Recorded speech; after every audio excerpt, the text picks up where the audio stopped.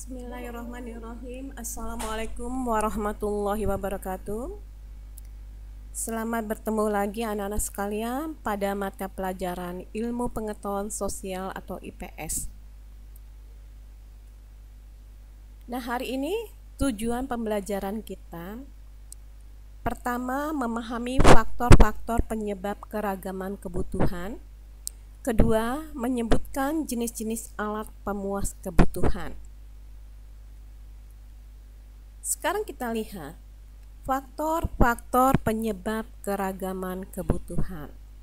Yang pertama atau yang A di sini yaitu jenis kelamin. Kenapa jenis kelamin merupakan faktor penyebab keragaman kebutuhan? Karena jenis kelamin itu mempengaruhi perbedaan jumlah kebutuhan. Misalnya seperti ini. Antara jenis kelamin laki-laki maksud ibu, dan perempuan tentu akan berbeda kebutuhannya. Laki-laki mungkin perlu kemeja, celana panjang gitu, jeans, sedangkan kita wanita perlu yang namanya dress. Atau kalau laki-laki tidak perlu make up, kalau wanita perlu make up, entah bedaknya, mungkin juga lipstick dan segala macamnya. Nah, itu adalah yang A. Yang kedua atau B adalah tingkat pendidikan. Tingkat pendidikan juga akan mempengaruhi keragaman kebutuhan. Karena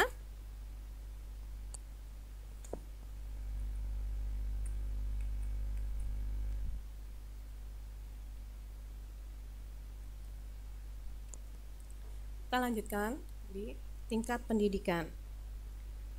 Seorang yang mengutamakan penambahan pengetahuan atau wawasan yang terkait dengan latar belakang pendidikan akan berpengaruh pada kebutuhan. Misalnya seperti ini. Seorang yang pendidikannya SD, adik kalian lah, tentu kebutuhannya akan berbeda dengan kebutuhan kalian yang tingkat SMP. Waktu SD kebutuhannya misalnya bentuk buku hanya berapa buah. Tapi kalau SMP mungkin udah ada peningkatan lebih banyak lagi. Pelajarannya juga akan lebih banyak. Begitu juga dengan tingkatan yang lain. SMA, pendidikan tinggi, kuliahan ya, itu akan berbeda juga tingkat kebutuhannya, keragaman kebutuhannya. Jadi tingkat pendidikan akan mempengaruhi keragaman kebutuhan. Selanjutnya yang C, lingkungan tempat tinggal.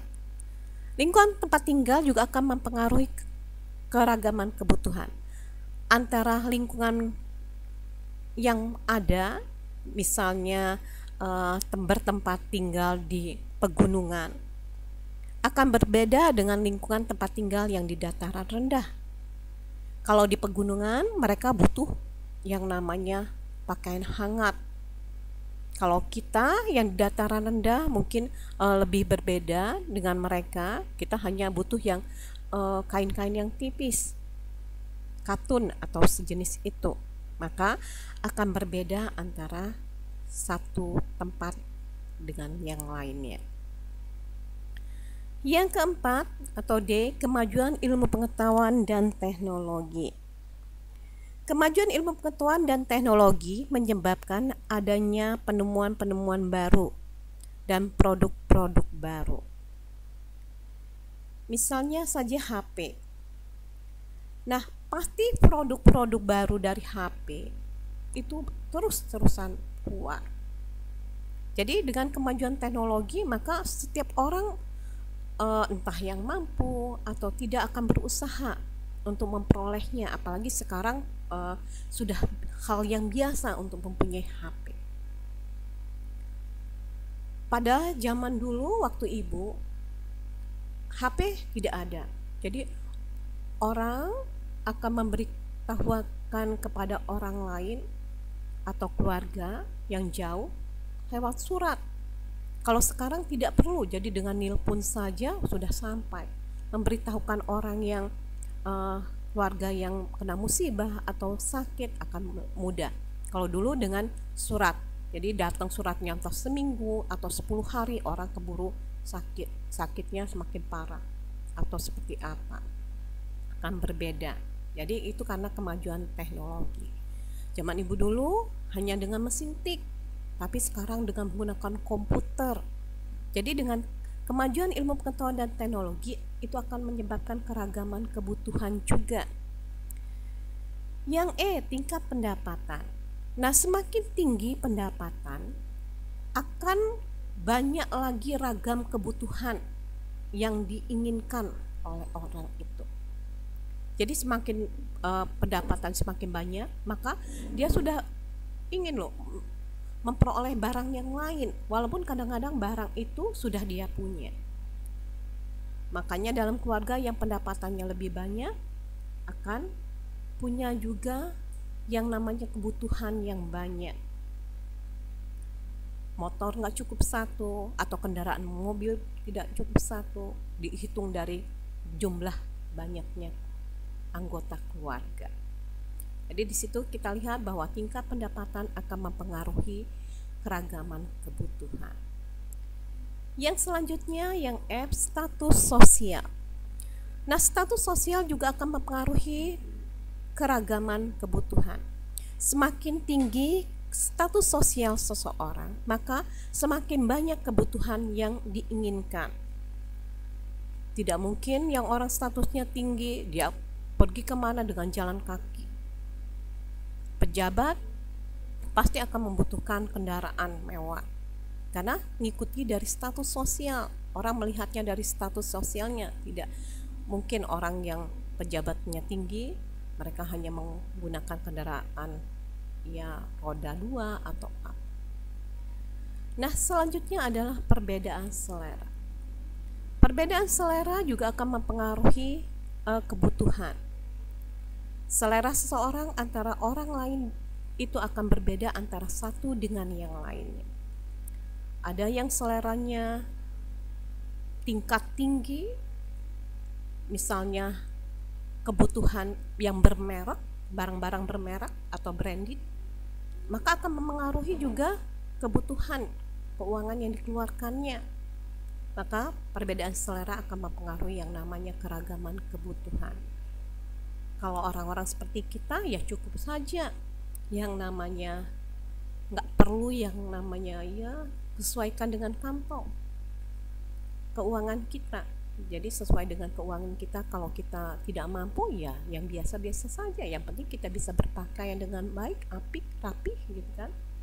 Berbeda dengan orang yang memang punya selera yang tinggi dan punya juga status sosial yang tinggi, tentu akan berbeda.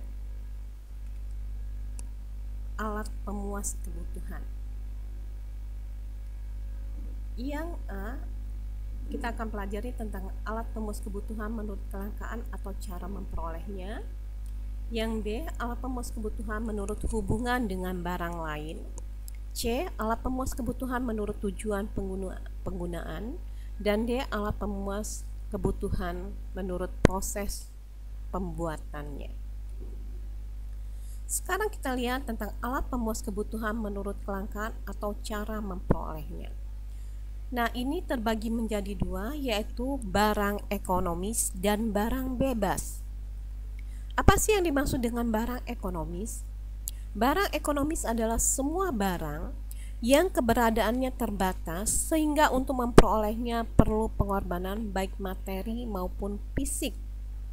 Sebagai contoh, sepatu. Apakah kita bisa memperoleh sepatu dengan tidak perlu pengorbanan? Tidak. Kita memperoleh sepatu untuk yang kalian pakai sekolah atau berpergian. Kita perlu pengorbanan. Dengan apa? Dengan uang. Tukar. Uang, nilai uang tadi kita tukarkan dengan sepatu. Itu pengorbanan baik materi, jadi keuangan, uang. Sekarang fisik. Apakah kita memperoleh sepatu itu tahu-tahu datang? Kita bukan pesulap juga ada trik-trik tertentu, gitu kan? Kita harus pergi ke toko sepatu, jalan ke sana, maka kita juga butuh yang namanya pengorbanan fisik. Air kemasan tadi yang sudah siap itu dikonsumsi itu juga butuh pengorbanan. Kita harus beli air kemasan tadi baru bisa kita konsumsi, dan fisik juga gitu, kita harus beli, jalan ke sana untuk membelinya. Selanjutnya, barang bebas. Barang bebas adalah barang yang jumlahnya banyak sehingga untuk memperolehnya tidak perlu pengorbanan. Jadi kita memperolehnya tidak perlu pengorbanan, tidak perlu mengeluarkan uang, tidak perlu capek-capek untuk pergi. Contoh yang kita dapatkan sehari-hari, udara. Kita memperoleh udara bebas, siapa saja boleh menghirup udara sebanyak-banyak mungkin. Sinar matahari juga demikian. Kita peroleh sinar matahari tanpa beli. Allah yang sudah menciptakannya. Jadi siapapun boleh memakainya tanpa kita membeli, tanpa kita memerlukan untuk memperolehnya dengan pengorbanan. Begitu juga air.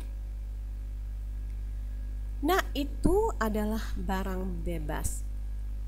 Jadi kita memperolehnya tidak memerlukan pengorbanan, baik pengorbanan materi maupun fisik, tapi tidak semuanya, nak. Udara misalnya, ada kalanya yang barang bebas tadi bisa menjadi barang ekonomis. Kenapa? Ya, waktu kita sakit, lihat aja, ada orang yang dirawat di rumah sakit, perlu oksigen udara O2. Itu kita harus butuh pengorbanan dengan membelinya oksigen tadi dalam bentuk tabung.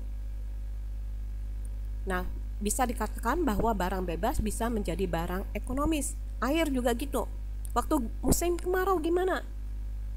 Ya, musim hujan bebas itu air, siapa aja bisa memperolehnya. Tapi pada musim kemarau, kadang-kadang air juga bisa menjadi barang ekonomis karena tidak semua orang memiliki air. Kita bisa memperolehnya dengan cara pengorbanan, maka bisa menjadi barang ekonomis.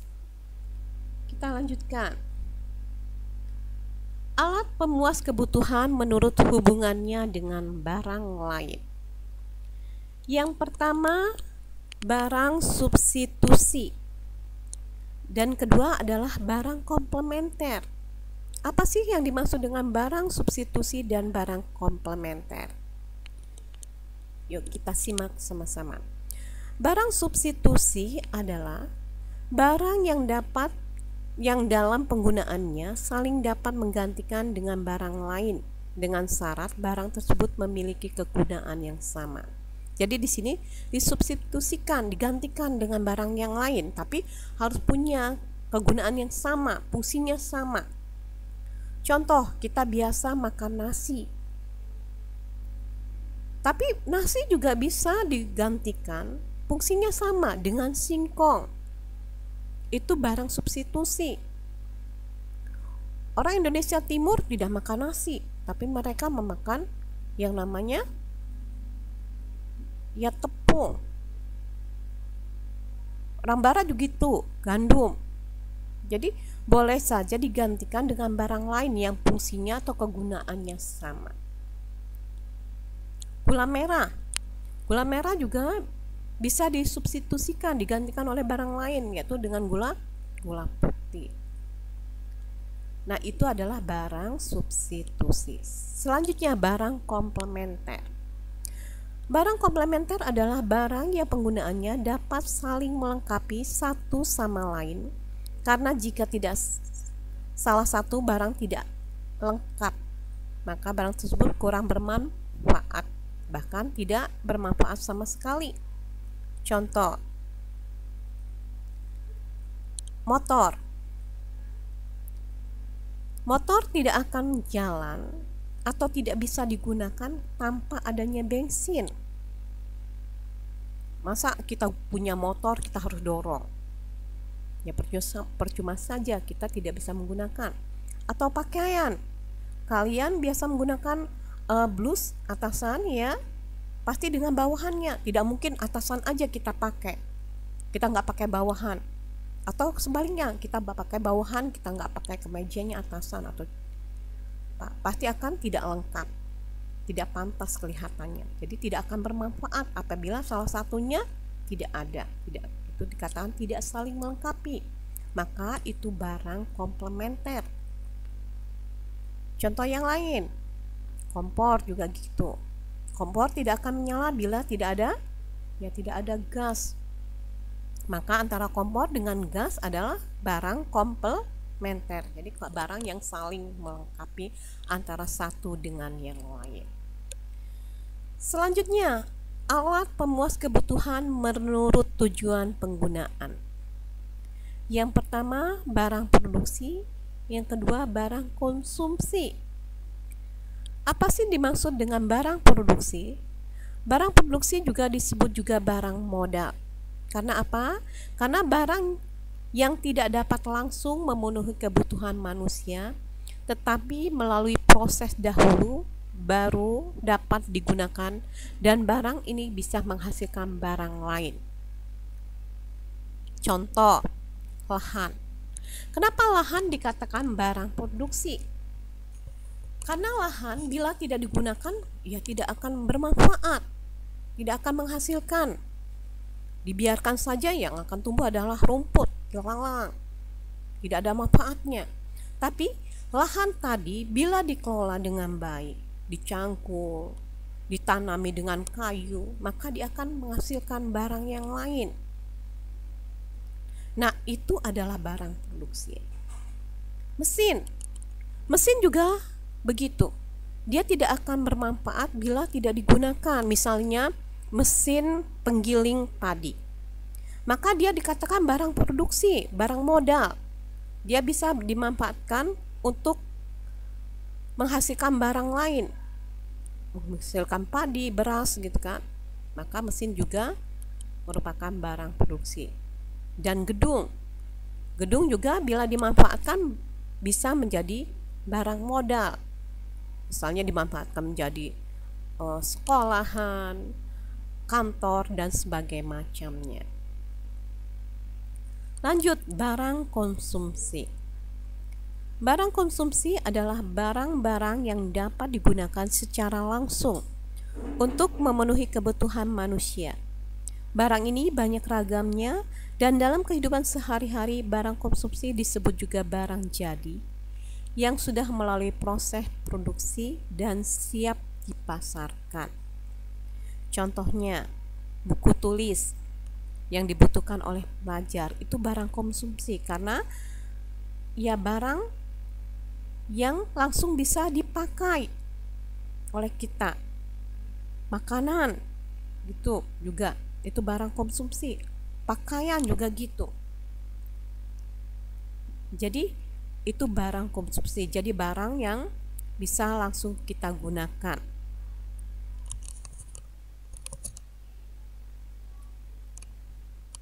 Lanjut, alat pemuas kebutuhan menurut proses pembuatannya.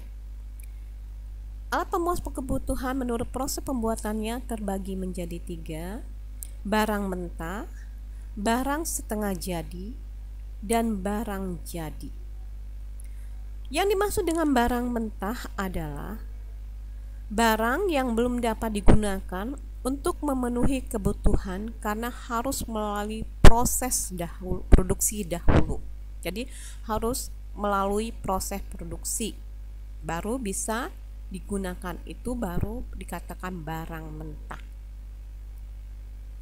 Contoh, kita biasa makan apa nak? Nasi kan gitu kan. Nah, nasi tadi itu berasal dari apa? Dari padi. Nah, padi tadi itu barang mentah, karena barang yang belum bisa digunakan, kita belum bisa manfaatkan langsung kita makan, tidak. Jadi padi tadi kita proses dulu menjadi apa? Beras gitu kan. Dari beras baru kita bisa kita tanak menjadi nasi. Jadi padi tadi itu adalah barang mentah karena harus melalui proses produksi dahulu. Begitu juga dengan kayu masih barang mentah karena belum digunakan. belum ada manfaatnya loh. Kalau tidak diproduksi tadi, misalnya kayu yang tegak gitu kan, baru kita potong. Udah tuh dipotong-potong, dibentuk menjadi perabotan tertentu, alat rumah tangga, apalagi udah indah diukir. Nah, kayu tadi itu barang mentah. Selanjutnya, barang setengah jadi. Barang setengah jadi adalah barang yang masih dalam proses produksi. Jadi ada kaitannya ya tadi antara barang mentah, barang setengah jadi. Tadi padi tadi barang mentah. Kalau udah digiling menjadi beras itu barang setengah jadi. Jadi kita gunakannya masih perlu proses loh, proses produksi lagi barang setengah jadi. Nah, begitu juga singkong. Nah, singkong tadi setelah diolah jadi gandum atau gendum atau terigu, bisa dikatakan gitu. Nah, singkong tadi itu barang mentah.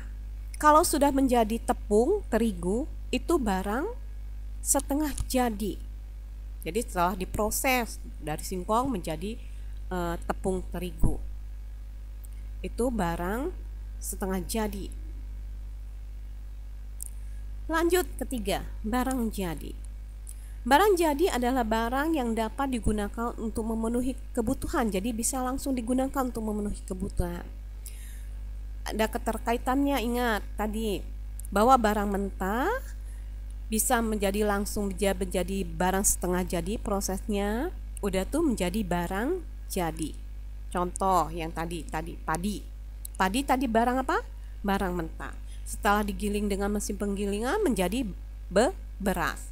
Nah, setelah ditanam menjadi nasi. Nah, nasi tadi itu adalah barang jadi. Jadi yang langsung bisa kita butuhkan, kita gunakan untuk kebutuhan kita. Kue tadi dari tepung, dari pertamanya dari singkong dijadikan tepung. Singkong barang mentah, setengah jadinya apa? Jadi tepung. Setelah itu diolah, dicampurkan dengan yang lain, tepung tadi bisa menjadi kue. Nah, itu adalah barang jadi. Jadi kalian harus tahu mana yang barang mentah, mana barang setengah jadi, mana barang jadi. Kalau barang mentah yang melalui proses dahulu, jadi awal belum bisa digunakan. Setengah jadi sudah digunakan, proses produksinya lagi harus diperlukan lagi. Kalau barang jadi adalah bisa langsung digunakan untuk memenuhi kebutuhan. Nah, anak-anak tadi sudah kalian pelajari. Selanjutnya tugas yang harus kalian kerjakan. Yang pertama, sebutkan faktor-faktor penyebab keragaman kebutuhan. Kedua, apakah yang dimaksud dengan barang-barang bebas, barang komplementer, barang konsumsi, barang setengah jadi, dan berikan contohnya. Ketiga, sebutkan 3 macam alat pemuas kebutuhan menurut proses pembuatannya dan jelaskan. Jadi selamat mengerjakan tugas. Semoga apa yang kita lakukan selama ini bermanfaat bagi kita, dan tolong jaga kesehatan, kebersihan. Semoga materi kali ini dapat tersampaikan dengan baik dan bermanfaat untuk kita semua. Terus semangat belajar dan terus berusaha. Baiklah anak-anak, Ibu akhiri. Wassalamualaikum warahmatullahi wabarakatuh.